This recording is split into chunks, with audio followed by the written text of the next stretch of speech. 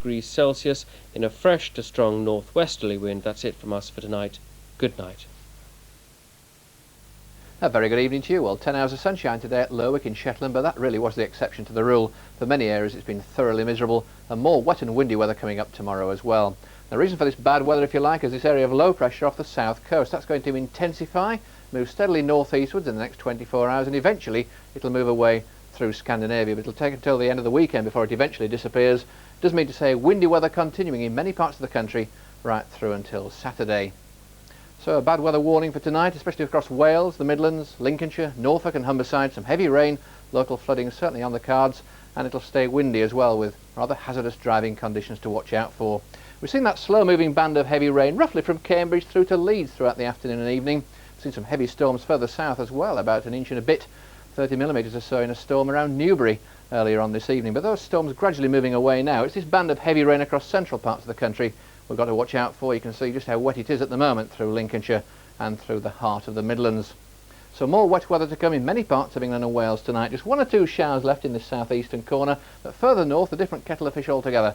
For Scotland and Northern Ireland, by and large, dry, clearer and colder, but everywhere it will get increasingly windy.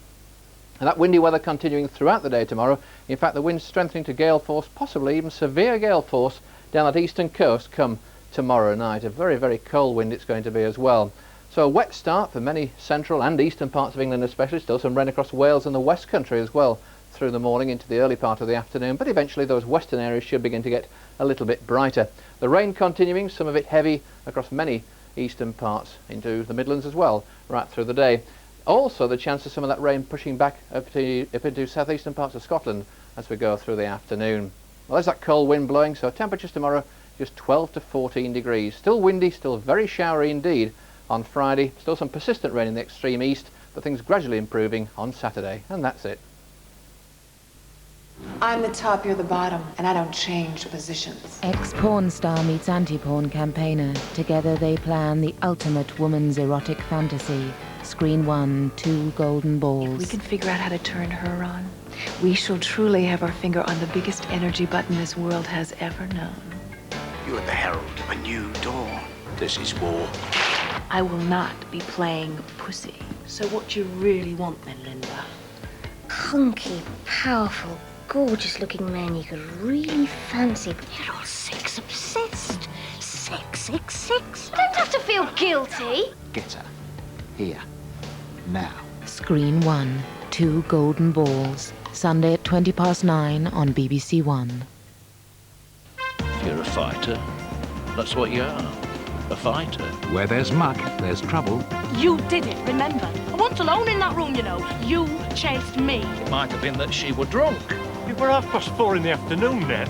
There's procedures. Warnings. Not for booze. Just make sure. Leave it out, will you? Must be thirsty. And a drink. Nice glass of beer. Beer makes me go whappy. I'm sick of pulling myself together. I hate it round here. Commoner's Muck, in half an hour on BBC1. They're out there somewhere. Before that on BBC1, Nick Ross presents more real-life dramas focusing on the victims of crime. Crime Limited.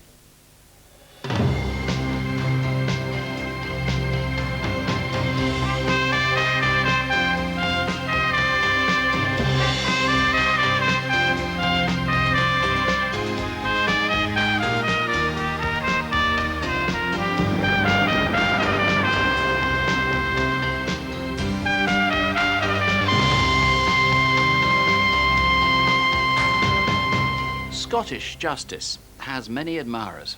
Its main differences from English law are often strengths, but there's one peculiarity in Scotland that's provoking a great deal of anger. It's a judgment that means neither guilty nor not guilty, an outcome that smears the innocent and lets criminals walk free. The verdict of not proven. This is the story of how one such verdict came about and why a family has vowed it won't rest until the verdict is abolished. Francis David Auld, you're indicted before the court. And the charge against you is that on Saturday the 30th of May 1992, on the waste ground adjacent to the public car park at Miller Street, you did assault Amanda Jane Duffy, knock her to the ground, punch and kick her, spiked her, and did murder her. How do you plead? Not guilty. Amanda loved to dance, she loved music, she loved singing. She loved all the things that normal young kids like. She was the one that would play down her sight impairment. She had trouble focusing on anybody from any major distance, but she never let it hold her back. All she ever spoke about was that she wanted to be in the stage, she wanted to be an actress. Her whole life was evolved around drama. It's here. The letter from the Academy. Well, go on. Open it. I can't. Let's see what it says. To apply to the Royal Scottish Academy and get the letter in for the interview was the pinnacle on what she wanted to do. I've got it. I've got an audition.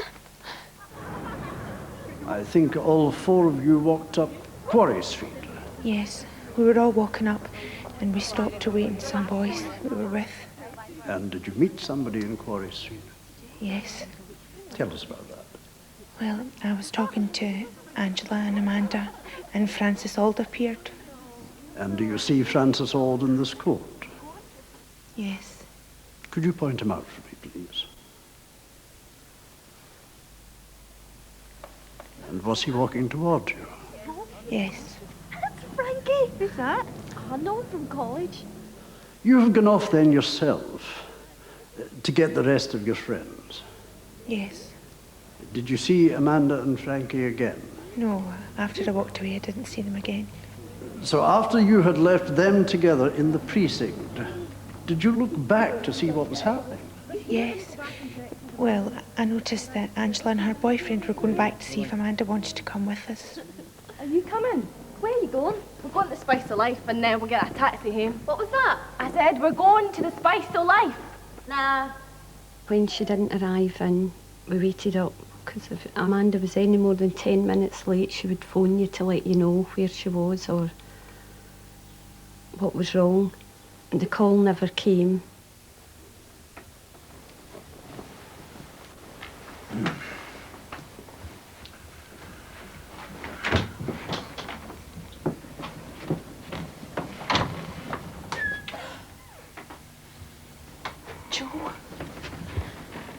Joe?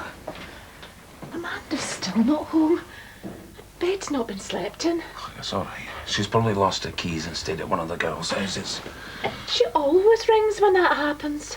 I'll phone Angela and Pauline and find out where she is. I stayed here manning the phone and still phoning other people looking for information. And Kate went out trying to find her. You just get this feeling that you know she's out there. You just have to find her. You're looking everywhere for her. You're just hoping that she's going to turn up. You still don't want to believe the inevitable. Is she back? Where is she? The police Where have is found she? her body, Kate.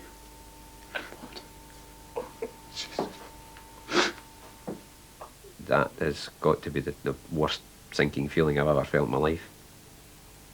You just can't take it in. It's 2 years down the line. And a lot of the time you still can't believe that this has happened. You still fully expect her to come in. Amanda's body was found behind a car park 400 yards from where her friends had seen her last with Francis Auld. In court, Francis Auld chose not to answer questions, so instead the court listened to recordings of him when he was questioned by police. Can you remember what you told officers at your interview on Sunday? What you were wearing on Friday night? Boots, jeans, a Harley-Davidson t-shirt and a green jacket. So that's what you think you were wearing? At the time, yeah. At the time, that's what I said I was wearing. But I knew at the time that I wasn't wearing that jacket. I said I was to cover for losing another jacket that I was wearing. I've 2 points to put to you here, Frankie. Firstly, this is a very serious crime we're investigating. And you must have known that if you told me that you were wearing different clothes to what you were actually wearing, then you would have been found out. Well, I didn't think that at the time. Another thing. You were obviously misleading me as well by telling me that lie. Yeah. Now, going back to Friday night, if I recall what you said on Sunday, that you heard a voice shouting, Amanda. Can you be a bit more specific with regard to this now, please? There was a male shouted, Amanda. Amanda, wait, hang on. Well, that's all I can remember the male person saying. And what was Amanda's response to this? Well, she turned round and looked down and said to me, "It's Mark." I can't remember whether she said it was her boyfriend or her ex-boyfriend, but she made a comment about it being a boyfriend. We were kissing and cuddling. I turned round, seen him bigger than me, and I just had to leave. At this moment in time, how far were you and Amanda away from this person? About 30, 40 yards, possibly. Amanda couldn't recognise members of her family across a normal road in daylight, which is 20-odd feet. So to turn around and say that she recognised someone in 30, 40 yards in a half-light in a shopping precinct is absolute nonsense. Her vision was 6/20. She couldn't recognise her own mother at that distance.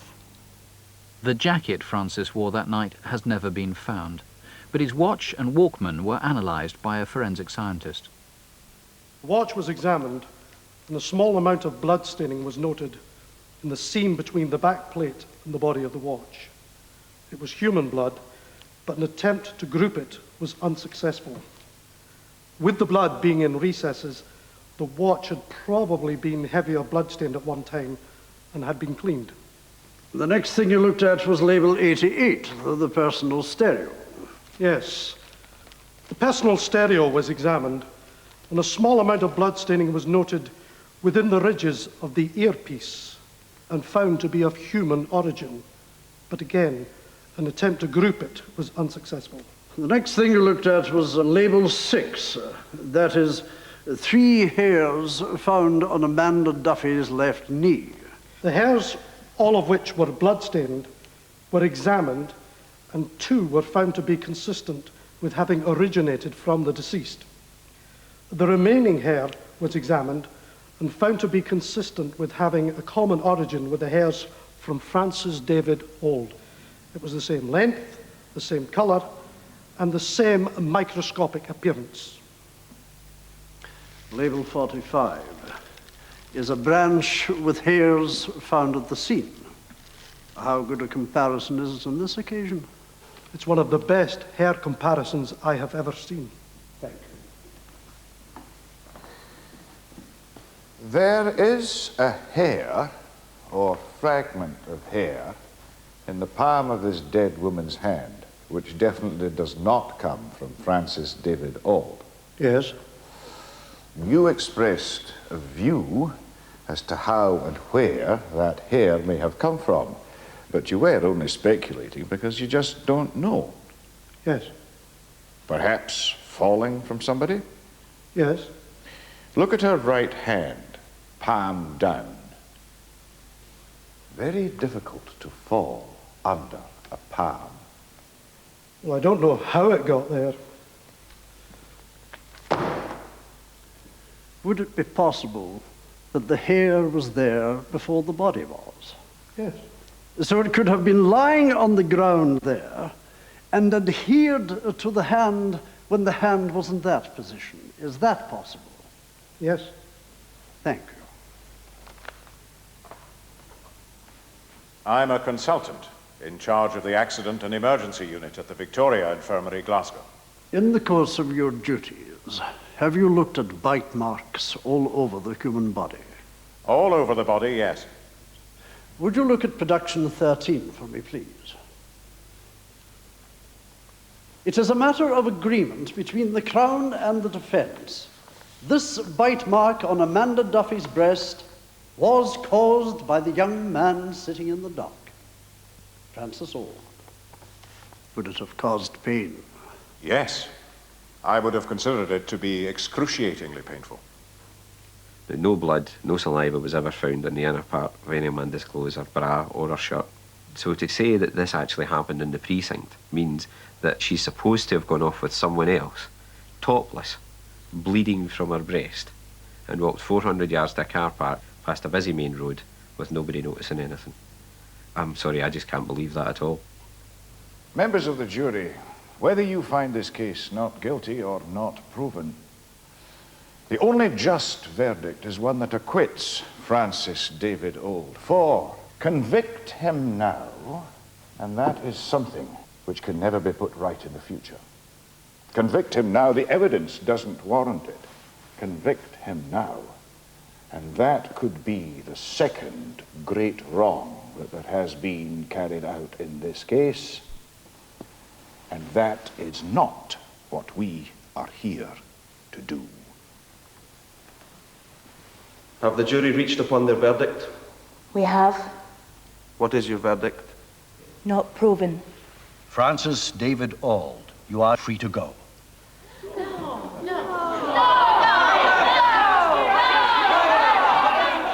The not proven verdict is increasingly being used as a cop-out. I think some juries faced with conflicting evidence and by very powerful defence counsel are perhaps mesmerised, and in that situation don't want to find somebody guilty when they look quite respectable in court. I believe that for the purposes of justice to the accused and to the victim and the victim's family, there should be a clear-cut decision between guilty and not guilty. Police were quoted as saying investigations are completed and we are not starting another inquiry. It would serve no purpose. To think that the person who did this is out there walking about haunts you, quite literally. It actually haunts you, because you're never sure where or when it's going to strike again. Not long after, Francis Auld was then charged with making threatening phone calls to former friends of his. Patrick, you thought Amanda was the last? Well, you're next. After Caroline. Francis Auld's girlfriend sent myself a letter regarding the outcome of the trial.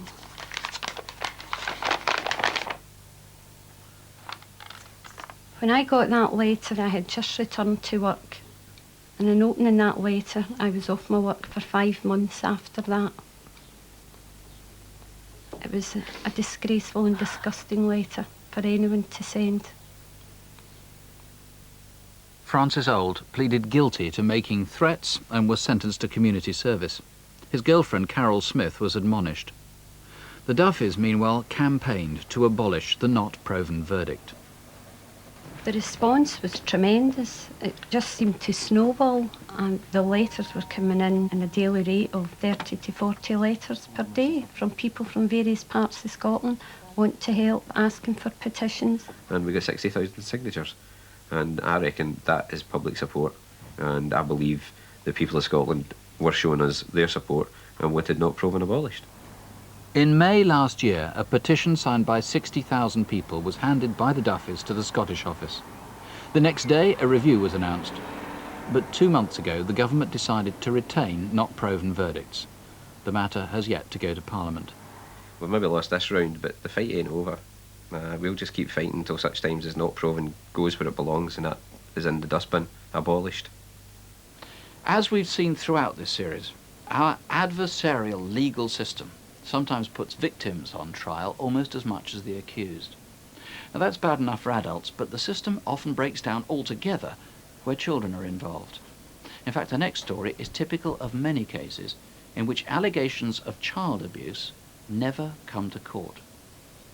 How can we ensure that they do, that paedophiles are locked up, while innocent people aren't falsely accused?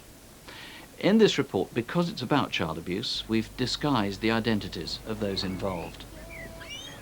My husband and I and my 4-year-old daughter moved to our home in February. It was our dream home, everything that we'd saved for.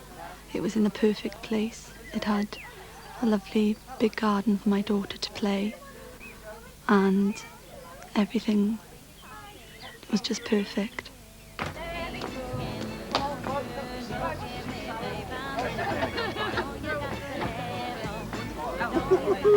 Hey, Bill, do you need rescuing? No, we're having a great time, aren't we, Jess? Yeah! Whoa! Hey, you better watch out, you'll have a friend for life there. Yeah, what do you think of that then, eh? Well, it's all right. It's great. Yeah, but I think you better... Well, I don't know if you can sit.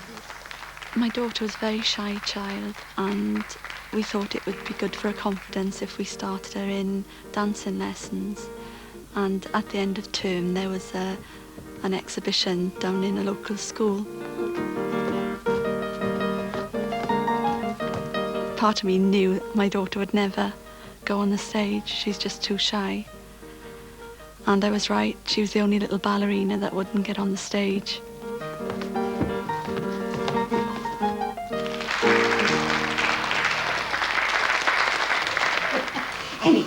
I went into this shop and I couldn't resist these. What do you think? Well, I think they look great, Mum. I don't know if I ought to be wearing things like this. You can carry it off. Why couldn't you do it like that on stage, Jessica? I would only do it for you. Anne! Oh, hiya. Happy birthday. Oh. Hello, Mrs. Jarvis. Hi, Jess. Oh, still okay for drinks tomorrow? Yeah. See you about 7? Thanks. Jessica, now don't do that, it's rude. He's invited us over for drinks tomorrow evening. I told you not to do that. Now, what would Bill think if he saw you doing that? That'll be nice. How many going? There's me and John, Pauline and Tony. Mummy, I've got a secret. I think Debbie. Mummy! Shh. I've got a secret. Listen to her. She's saying something. All right. What's your secret? Well, She told me she went into my neighbour's house and he'd taken her upstairs and indecently assaulted her. Then he asked her if she loved him, and he told her that he loved her, and it was a secret, and then he gave her an ice cream. I can remember having this terrible feeling in my stomach, just like when you've heard someone have died, and it's just that terrible feeling of shock, and I just felt physically sick. I'll kill him. I'll smash his face in. They'll know you did it, and then what? I can't sit around here doing nothing. I'd rather go to prison than have him walking around out there. Oh, don't be stupid, John. You lose your job. Jessica won't have a dad. You won't help her by getting yourself into trouble. We've got to tell the police. Oh, what good would that do? Oh, they'll sort it out. Got to do it properly. He's the one who should be put away. That's an understandable reaction from parents. But would the court see it like that? The police had to keep an open mind.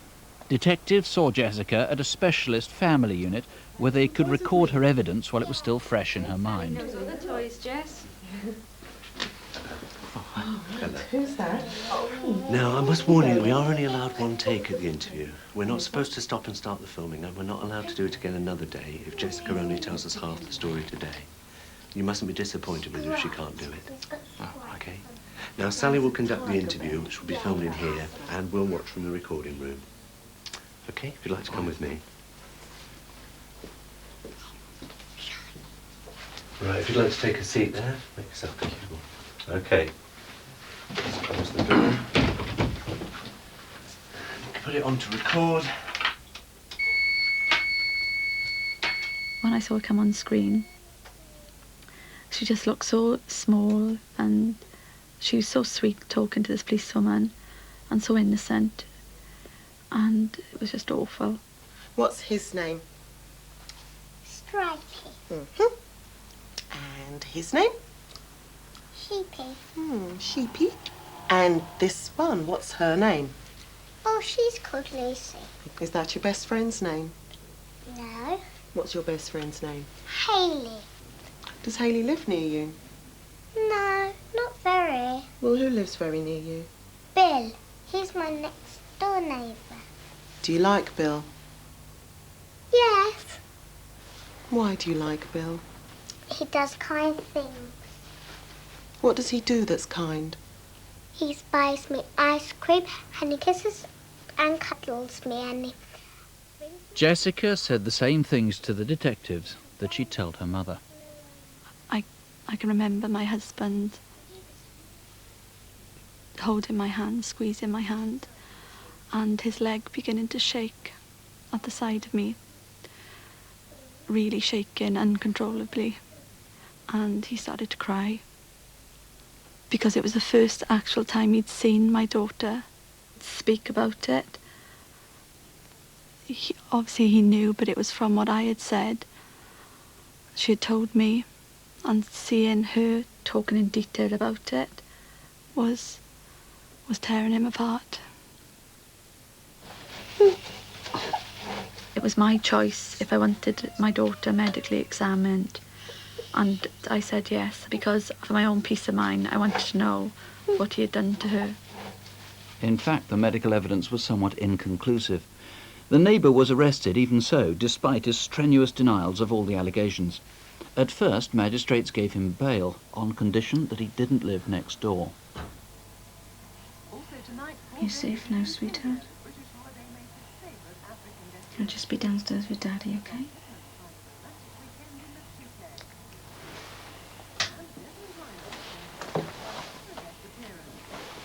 Mummy, can I have the lights on? Jessica was plainly upset, but she was denied any counselling throughout the long-drawn legal process. This is usual because defence lawyers often claim counsellors might manipulate a child's memory. Weeks and then months dragged by. Every day was just endless. We were just waiting for that phone call to say that he would be taken to court. He would be put in front of a judge and found guilty. But at the back of my mind, I couldn't understand why something hadn't been done sooner. Then, 3 months later... Hello. Speaking. Yeah. It's bad news, isn't it? I don't believe it. It's been dropped. Why? When the CPS dropped the case, I just couldn't believe it. No. No, I just want to be on my own. We'd put our trust in the system and they'd let us down. It would just mean that we would be prisoners, that we wouldn't be able to live normally. My daughter would never go out the garden again. You know, everything was just going to be an ordeal from now on. When cases don't go to court, children and families can feel very badly let down, hurt and angry. We know that children don't always tell the truth like the rest of us. They can get confused and muddled. But in our experience, when children are alleging sexual abuse, they're trying to tell us about a very painful and difficult experience. Also, when cases don't go to court, it's often not in the interest of the alleged abuser either, if there's a cloud of suspicion left hanging over them which hasn't been resolved. They went to see the CPS, lawyers of the Crown Prosecution Service. I'm sorry, Mr. and Mrs. Davis. We've studied the evidence very carefully. And if there was any chance we could secure a conviction... How much evidence do you need? You've got her video statement. The police said she did really well. It's very easy for a defense barrister to confuse a 4-year-old and make her sound like an incompetent witness. So you're saying because she's only 4, her word isn't good enough? She's very young. Thousands of abused children are very young. Are they all incompetent witnesses? So anyone can just go out and abuse any child of that age, knowing that it'll never come to court. Let me try and explain to you. Imagine Jessica sitting in a room facing a television monitor. She'll be connected to a live video link-up where she will be cross-examined by the defense barrister. He will use language not necessarily appropriate to a 4-year-old. He'll imply she's lying and put doubt in the jury's mind. That's his job. Presumably, you know the difference between telling the truth and lies, Jessica? Do you ever tell fibs, like other little girls? What, never?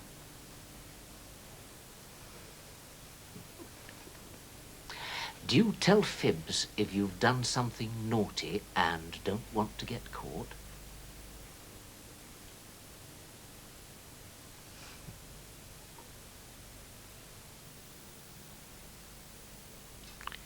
Do you know someone called Bill? 10 months ago, you told your mum and Sally a story about you and Bill. Do you remember that?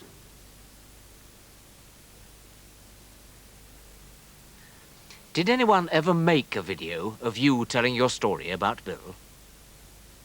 You don't remember making a video? Do you at least remember going to Bill's house? Can you at least help us with that? I really feel This way will be less of a trauma for Jessica.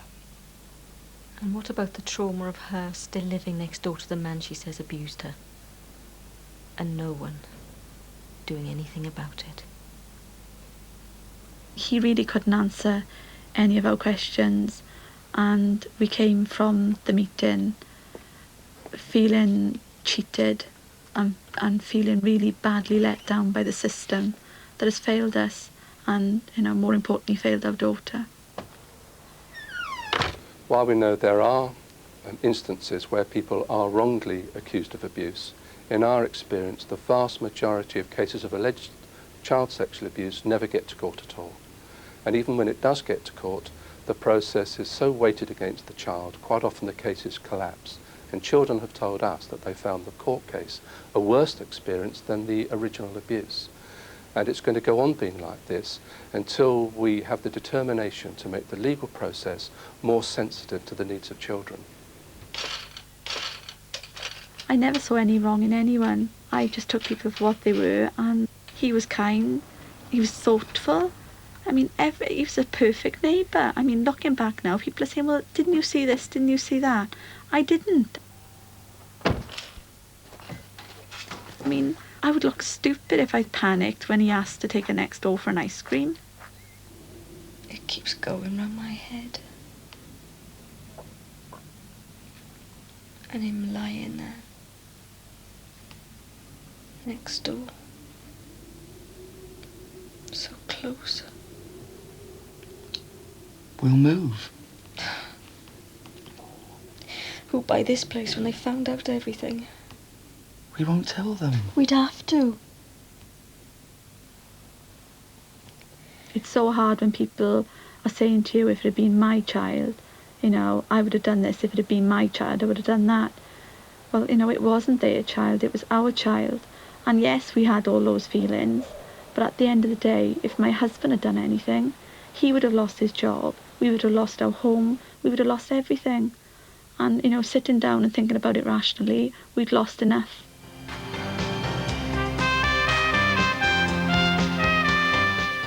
Details of the help groups connected with the reports in this week's programme can be found on CFAX page 616.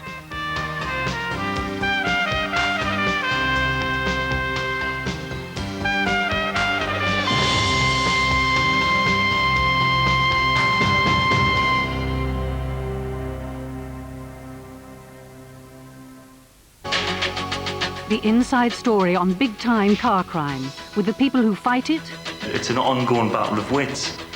Now we're going for them. And the people who suffer it. Just not fair. And these people should be stopped. And I'm so angry. BBC One's inside story on car crime. Tomorrow at 10. Unexpected? I think I am pregnant. Unbelievable? Well, how? All that standing about, waist deep in icy water. Keeps your ghoulies cold. And unconfirmed. We go down to the chemist, you perform in a bottle, and within seconds, we know. So will there be a Little Chef tomorrow 9:30 on BBC One? Now on BBC One, meet the Dustbin Men once again, whose views on privatisation are almost as strong as the language they use to express them. Judgment Day approaches in As Muck. Last time on As Muck, this happened. I thought you'd had a word with them. The bloody sphincter's twitching. They're not easy to scare. Yippee-yi-yay! Yippee-yi-oh! It weren't my fault. Crikey! I look after my own security. What is it? Football pills. And a new draw council are organising. Oh, making you wet just talking to you. Shut up! Get up, bloody fire! And all that, man! He has to mess around. We can be shifting rubbish into the next century. I order that.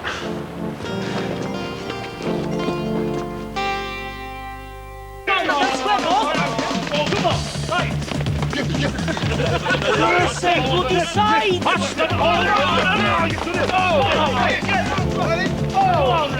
When I was little, my mum used to warn me that if it didn't work hard, I'd end up a dustman. Bottom of the pile, you see. That's the way people perceive them. Life's non-achievers. Which is handy, really, because if you're not a bin man, and most people aren't, you can comfort yourself with the thought that you must have done something right with your life. Hello? Yes, it is, sir. How can I help? All over your car. Are you sure you'll have sufficient access? I'm not calling you anything. No, my point is, they're trained operatives. They have strict codes of practice and behavior. I can assure you if anything did take place, it was purely accidental. They're correct, John, the great British public. Our lads are the lowest of the low. George, we could still win that tender. You've had a fortnight. Nothing's changed. They're not making a final decision until the end of next week. I mean, I'll get them in again, talk to them. They're not worth it.